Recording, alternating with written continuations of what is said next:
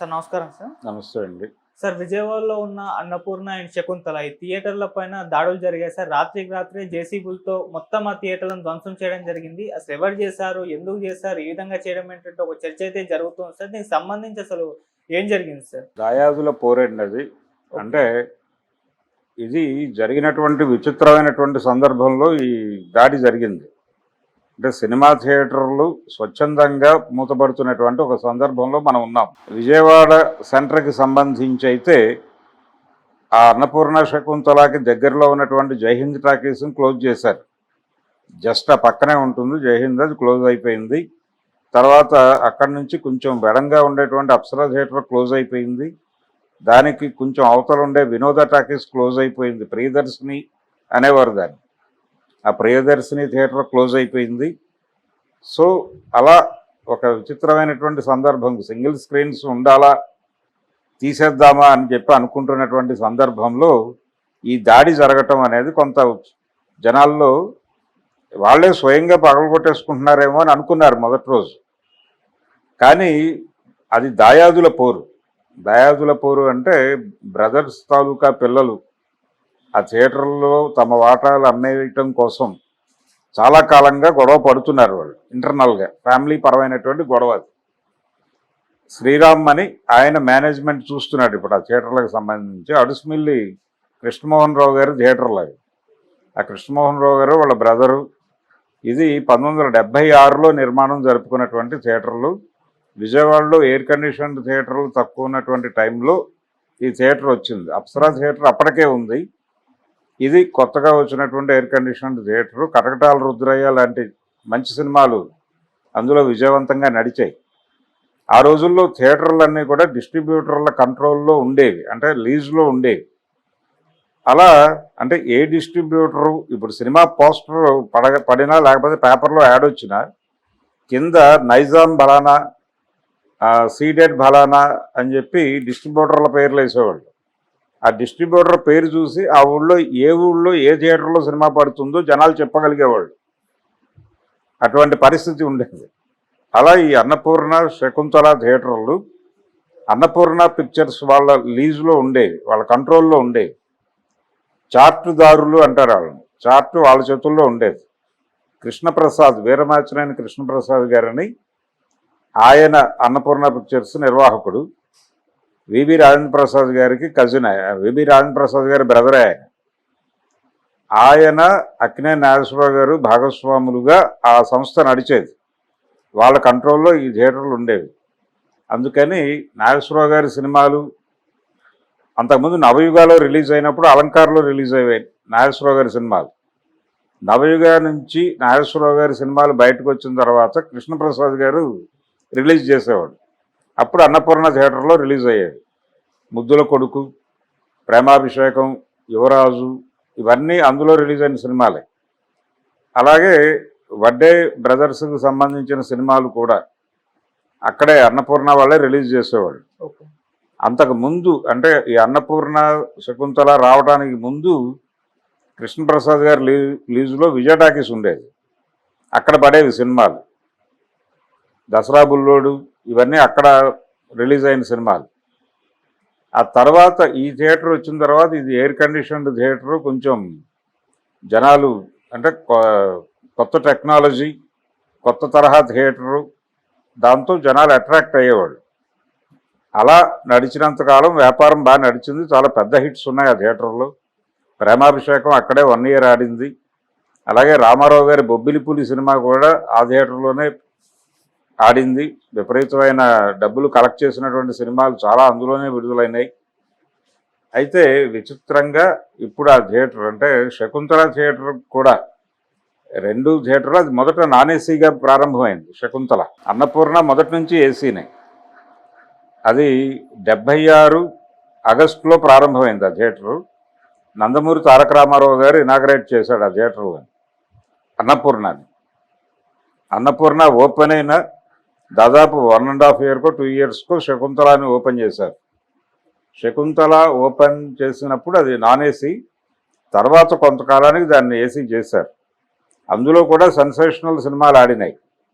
ఇంటింటి రామాయణం అనే చంద్రమోహన్ సినిమా దాదాపు 60 రోజుల పైన హౌస్ఫుల్స్తో నడిచినటువంటి సినిమా. పర్వతనేని సాంబశివరావు గారు డైరెక్ట్ చేశాడు ఆ సినిమాని, నవతావారి చిత్రం. అలా శకుంతలలో కూడా హిట్ సినిమాలు చాలా వచ్చినాయి.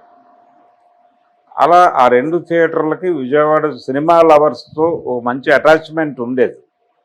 అటువంటి థియేటర్లు వాళ్ళు స్వచ్ఛందంగా ఈ మధ్యకాలంలో ఈ డిస్ట్రిబ్యూషన్ వ్యవస్థ పోయిన తర్వాత ఆ థియేటర్ల కళ కూడా పోయింది.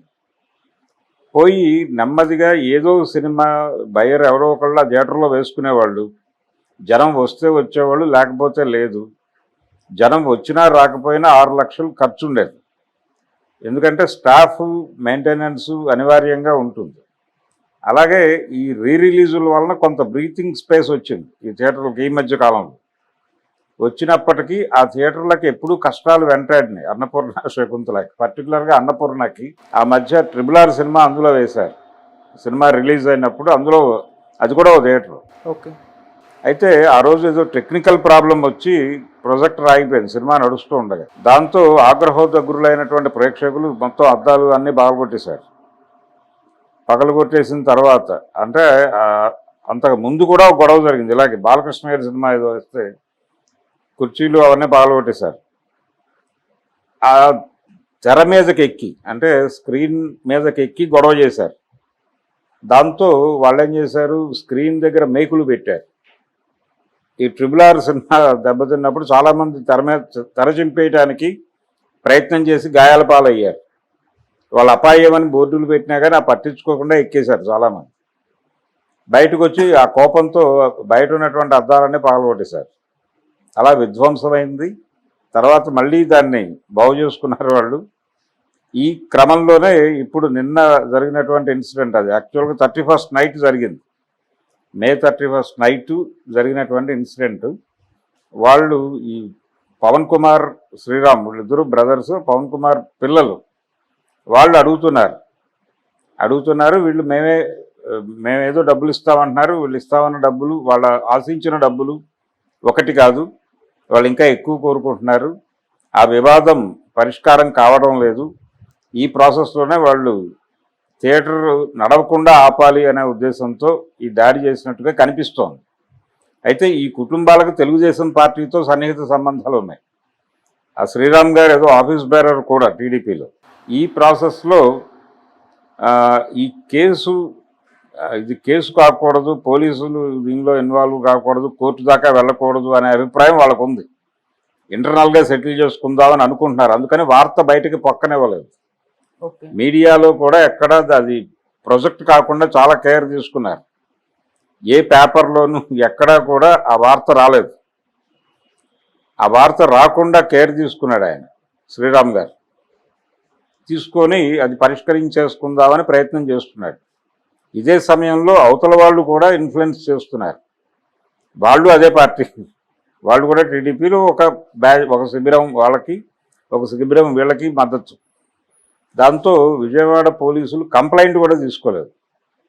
వాళ్ళు వచ్చి అటాక్ చేసిన తర్వాత కంప్లైంట్ ఇవ్వడానికి వెళ్తే స్టేషన్లో కంప్లైంట్ తీసుకోమంటే రిజిస్టర్ పోస్ట్లో కంప్లైంట్ని పంపించాడు ఆయన. పంపించి వాళ్ళ ఫ్యామిలీ మెంబర్స్ కూడా అక్కడికి వచ్చి కూర్చుని సెటిల్మెంట్ కోసం ప్రయత్నాలు చేస్తున్నారు ఇప్పుడు. సో ఆ సెటిల్మెంట్ కంప్లీట్ అయిపోయి దాయాదులకు వెళ్లాల్సినటువంటి డబ్బులు, వాటాలు వెళ్ళిపోతే ఆ సమస్య క్లియర్ అవుతుంది. చాలా పెద్ద సైట్ అది. గవర్నర్పేటలో చాలా, బకింగ్హామ్ పేట అంటారు యాక్చువల్గా దాన్ని, బ్రిటిష్ వాళ్ళ దీని ప్రకారం. అది కీలకమైనటువంటి ఏరియాలో చాలా పెద్ద సైట్లో ఉన్నటువంటి థియేటర్లు అవి. పార్కింగ్ స్పేస్ చాలా ఎక్కువ ఉంటుంది ఆ థియేటర్లకి. కార్ పార్కింగ్ అంటే ఆ రోజుల్లో నిర్మించినప్పటికీ, 76లో నిర్మించినప్పటికీ చాలా పార్కింగ్ స్పేస్కి భవిష్యత్తులో ఎన్ని కార్లు వచ్చినా పట్టేలాగా పార్కింగ్ స్పేస్ ఏర్పాటు చేసుకుని థియేటర్ కట్టారు. అందుకని చాలా పెద్ద సైట్ అది, కీలకమైన ఏరియాలో ఉంది. అందుకని దాని వాల్యూ చాలా ఎక్కువ. యాజ్ ఏ సైట్గా దాని వాల్యూ చాలా ఎక్కువ. అందుకని ఈ వివాదం నడుస్తోంది. వాళ్ళకి కావాల్సిన సెటిల్మెంట్ ఏదో జరిగిపోతే వెళ్ళిపోతారు. థియేటర్లు అయితే ఆడించకపోవచ్చు ప్రస్తుతానికి. ఎందుకంటే ఆయన మొత్తం ధ్వంసం కాలేదండి. అన్నపూర్ణ థియేటర్ బాగానే ఉంది. అన్నపూర్ణ బాగానే ఉంది. శకుంతల వైపు, శకుంతలకి లేడీస్ ఇవి ఉంటాయి, డోర్స్ ఓకే. అక్కడ కొంత డిస్టర్బెన్స్ చేశారు, తవ్వారు, ఇవి తీసుకొచ్చారు, ఆ, ఈ తవ్వేటువంటి జేసీబీలు అవి తీసుకొచ్చి అక్కడ గేట్లు అవి పగలగొట్టేశారు. అటువైపు గోడ పగలగొట్టారు, దాంతోపాటు ఇటు ప్రహరీ గోడ పగలగొట్టారు. కొంత కొట్టి లోపలికి వెళ్ళి బుకింగ్స్ అంటే శకుంతల థియేటర్ బుకింగ్స్ పగలగొట్టి ఆ వరండాలోకి కూడా ఎక్కించే ప్రయత్నం చేశారు. జేసీబీని ఎక్కించే ప్రయత్నం చేస్తూ అక్కడ ఒక రూమ్ ఉంటుంది, ఈ మేనేజరు వాళ్ళు కూర్చోవడానికి ఒక రూమ్ ఉంటుంది, దాన్ని పగలగొట్టేశారు. తర్వాత ఆ పైన టెర్రస్ లాగా ఇలా ముందుకు వచ్చి ఉంటుంది, జనాలు వర్షం పడినా ఏదైనా నిలబట్టడానికి, అది పగలగొట్టారు.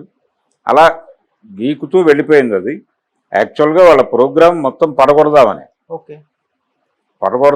ప్రోగ్రాంతో వాళ్ళు నైట్ వచ్చారు, 1 గంట ఆ టైంలో వచ్చారు అనేది చెప్తున్నారు. అక్కడ కాపలా వాళ్ళు వచ్చి వాళ్ళ కాపలా ఉన్న వాళ్ళని లేపి వాళ్ళ దగ్గర సెల్ ఫోన్స్ తీసేసుకుని వాళ్ళని కస్టడీలోకి తీసేసుకుని అప్పుడు చేశారు ఈ పని. అయితే వచ్చిన వాళ్ళకు కూడా ఇందులో భాగస్వామ్యం ఉండటంతో వాళ్ళు మాట్లాడలేని పరిస్థితి. కాపలాదారులు వాళ్ళు జీతం కోసం ఉండేవాళ్ళు అక్కడ, వాళ్ళని కలిసి ఓనర్లుగా చూసిన వాళ్ళు. అందుకని ఏం చేయాలో అర్థం కాని కన్ఫ్యూజన్లో వాళ్ళు పడిపోయారు. దాంతో వాళ్ళు చాలా ఈజీగా వాళ్ళ పని వాళ్ళు చేసుకున్నారు. ఈలోపు లైటింగ్ వస్తుంది, జనాల మూవ్మెంట్ మొదలవుతుంది, ఎర్లీ మార్నింగే మొదలవుతుంది ఆ రోడ్లో. దాంతో ఆపేశారు. ఆపేసి అక్కడికి కొంతమంది వచ్చి క్వశ్చన్ చేశారు. అంటే ఎదురుకుండా రాయ్ టైర్స్ అవి ఉంటాయి, కమర్షియల్ ఇవి. అక్కడ వాళ్ళు వచ్చి ఎవరు మీరు, ఎందుకు పాల్పడుతున్నారు అని అడిగినప్పుడు మేము ఇంటర్నల్ గొడవ అండి, మాదే థియేటరు, మేమే పగలగొట్టేసుకుంటున్నాం అనే పద్ధతిలో చెప్పారు. అయితే ఆ కాపలాదారులు వాళ్ళని గుర్తుపట్టగలం, ఎవరు వచ్చారో ఏమిటో మాకు తెలుసు అని చెప్తున్నారు. కానీ ఇది పోలీస్ కేసు అలా కాకుండా ఎక్కడో ఒక పెద్ద మనిషి దగ్గర సెటిల్మెంట్ చేసుకునే మూడ్లో కనిపిస్తున్నారు. మేబీ తెలుగుదేశం శ్రేణుల్లో ఎవరో ఒకళ్ళు ఇన్వాల్వ్ అయ్యి ఈ ఇష్యూని సెటిల్ చేసి ఎవరికి ఏమిటి ఇవ్వాలి అనేది క్లోజ్ అయిపోతే మళ్ళీ థియేటర్లు కొనసాగించాలా వద్దా అనేది డిసైడ్ చేసుకుంటారు వాళ్ళు. నిజానికి చాలా రోజుల క్రితం ఆయన కృష్ణమోహన్ రావు గారు మాట్లాడుతూ, ఆయన చనిపోయాడు, ఆయన ఉన్న రోజుల్లో ఆయన వాళ్ళ బ్రదరు వాళ్ళు ఆ రోజుల్లోనే థియేటర్లు నడపడం కష్టంగా ఉంది అనే మాట కూడా మాట్లాడాడు ఆయన ఒకసారి మీడియా ముందే. వాళ్ళ బ్రదర్ కూడా మాట్లాడాడు ఈ మధ్య కాలంలోనే మాట్లాడాడు ఆయన. ఇవి నడపడం మాకు ఐరావతాన్ని మెయింటైన్ చేసినట్టు, ఒక ఏనుగుని మెయింటైన్ చేసినట్టు వైటల్ ఫెంట్గా మారిపోయింది ఇది అనేది మాట్లాడాడు ఆయన. అంటే సినిమాకి డబ్బులు వచ్చినా రాకపోయినా మేము ఎక్కడి నుంచి అయినా తెచ్చైనా ఒక 6 లక్షలు పోయాల్సి వస్తుంది నెలకి, ఇది మాకు అదనపు భారం అయిపోయింది, దీన్ని వదిలించుకోవటం ఎలా అని ఆలోచిస్తున్నాం అని అన్నాడు ఆయన. సో ఎప్పుడు ఈ దాడులు జరిగి అభిమానులు అటాక్స్ జరిగి మళ్ళీ డబ్బులు పెట్టి చేయాల్సి వచ్చినప్పుడు దాన్ని రెనోవేట్ చేసి మల్టీప్లెక్స్ చేయాలన్నా కానీ కోట్లు ఖర్చు పెట్టాలి. మల్టీప్లెక్స్ చేసిన కాంప్లెక్స్లు కూడా బతకటం లేదు. శాంతి ప్రశాంతి మిరాజ్ చైన్ గ్రూప్కి ఇచ్చారు వాళ్ళు లీజ్కి, వాళ్ళు వదిలేసి వెళ్ళిపోయారు. వాళ్ళు వదిలేసి వెళ్ళిపోతే క్లోజ్ అయిపోయింది. రాజీవ్రాజ్ కాంప్లెక్స్ వైఎస్ రాజశేఖర రెడ్డి గారి మేనల్లుడు గారు, వారు కూడా నడపలేక అల్లు అరవింద్ గారికి అప్పచెప్పాడు. అరవింద్ గారి కంట్రోల్లో ఉన్నాయి 2 థియేటర్లు. వాళ్ళ పద్ధతిలో వాళ్ళు మెయింటైన్ చేస్తున్నారు దాన్ని. అలాగే గుడివాడ థియేటర్లో ఒక 2-3 అల్లు అరవింద్ గారు తీసుకుని వదిలేసి వచ్చేసాడు నడవక, అది పరిస్థితి. అందుకని ఈ సినిమా వ్యాపారం ఇంకా థియేటర్లుగా అన్నపూర్ణ శకుంతల కథ ఆ శకం ముగిసిందనే అనుకోవాలి. కానీ విజయవాడ ప్రేక్షకులకి, సినిమా లవర్స్కి అయితే ఆ థియేటర్లతో చాలా జ్ఞాపకాలు ఉన్నాయి. ఆ జ్ఞాపకాల్లో మిగిలిపోతాయి. ఎన్ని థియేటర్లు మిగిలిపోలేదు, అలాగే ఇది కూడా మిగిలిపోతుంది. లక్ష్మీ టాకీస్ ఉండేది ఒకప్పుడు, చాలా పాత పుస్తకాల్లో, పాత రచనల్లో, పాత కథల్లో దాని రెఫరెన్స్లు కనిపిస్తాయి. కాట్రగడ్డ మురారి గారి ఆత్మకథ, నవిపోజురు గాకలో లక్ష్మీ టాకీస్ రెఫరెన్సెస్ చాలా కనిపిస్తాయి. ఆ థియేటర్ లేదు ఇప్పుడు అక్కడ. వినోద, అలాగే ప్రియదర్శిని, వినోద అనబడే ప్రియదర్శిని, విజయ టాకీస్